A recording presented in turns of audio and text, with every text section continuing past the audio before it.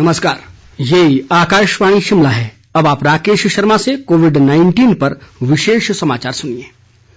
केंद्रीय स्वास्थ्य मंत्री डॉक्टर हर्षवर्धन ने कहा है कि सरकार 50 वर्ष से अधिक आयु वाले तीसरे वर्ग के लिए अगले महीने से कोविड-19 टीकाकरण अभियान शुरू करेगी। वर्ष 2021-22 के लिए स्वास्थ्य मंत्रालय के बजट के बारे में पत्रकारों से बात करते हुए उन्होंने कहा कि केंद्र सरकार ने 16 जनवरी से स्वास्थ्य कर्मियों को कोविड-19 टीका लगाने का अभियान शुरू किया था और 2 फरवरी से कोरोना नियंत्रण के लिए अग्रिम पंक्ति के कार्यकर्ताओं के दूसरे वर्ग को टीका लगाने का कार्य शुरू किया गया। उन्होंने कहा कि जिन लोगों को टीके की पहली खुराक दी जा चुकी है उन्हें इस महीने की 13 तारीख से दूसरी खुराक दी जा रही है। स्वास्थ्य मंत्री ने कहा कि इस समय 18 टीकों का विकास विभिन्न चरणों में है और इन्हें शीघ्र ही इस्तेमाल में लाना शुरू किया जाएगा। डॉक्टर हर्षवर्धन ने इस बात से इनकार किया कि देश में कोविड-19 टीकाकरण के कारण कोई मृत्यु हुई है। उन्होंने कहा कि वर्ष 2021-22 के बजट में सरकार ने कोविड-19 टीके के लिए 35,000 करोड़ रुपए का प्रावधान किया है। उन्होंने कहा कि कोविड टीकाकरण के साथ ही लोगों को संक्रमण से बचने के लिए जारी दिशा निर्देशों का पालन करते रहना चाहिए। प्रदेश में कोरोना संक्रमितों की संख्या में कमी दर्ज की जा रही है और मौजूदा समय में कोरोना के सक्रिय मामलों की संख्या 351 रह गई है। राज्य में आज अभी तक कोरोना का कोई भी नया मामला सामने नहीं आया है, जबकि इस दौरान 47 संक्रमित स्वस्थ भी हुए हैं। प्रदेश में कोरोना के कुल मामलों की संख्या 58,243 तक पहुंच गई है, जिनमें से 56,898 लोग पूरी तरह स्वस्थ हो चुके हैं। कोरोना से अब तक 981 लोगों की मृत्यु हुई है। वर्तमान में हमीरपुर व लाहौल स्पीति जिला कोरोना मुक्त हो चुके हैं और यहाँ कोरोना का कोई भी सक्रिय मरीज नहीं है।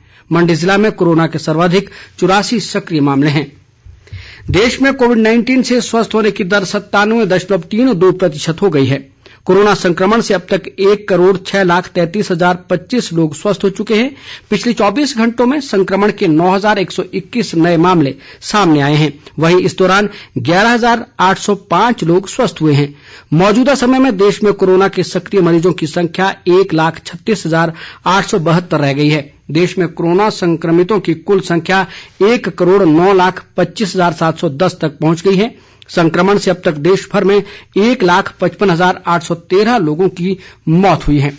भारतीय आयुर्विज्ञान संस्थान ICMR के अनुसार देश भर में अब तक 20,73,32,298 लोगों की कोरोना जांच की जा चुकी है। पिछले 24 घंटों के दौरान 6,15,664 कोविड नमूनों की जांच की गई। देश में अब तक 87,20,822 लाभार्थियों को कोविड-19 के टीके लगाए जा चुके हैं। पिछले 24 घंटों के दौरान 4,35,527 लोगों को कोविड वैक्सीन लगाई गई। देश भर में केंद्रीय विद्यालयों ने विभिन्न कक्षाओं के लिए नियमित पढ़ाई फिर शुरू कर दी है। इन कक्षाओं को केंद्रीय गृह मंत्रालय और राज्य सरकारों द्वारा जारी दिशा निर्देशों के अनुरूप शुरू किया गया है। केंद्रीय विद्यालय अक्टूबर से दोबारा चरणबद्ध रूप में खुलने शुरू हुए थे।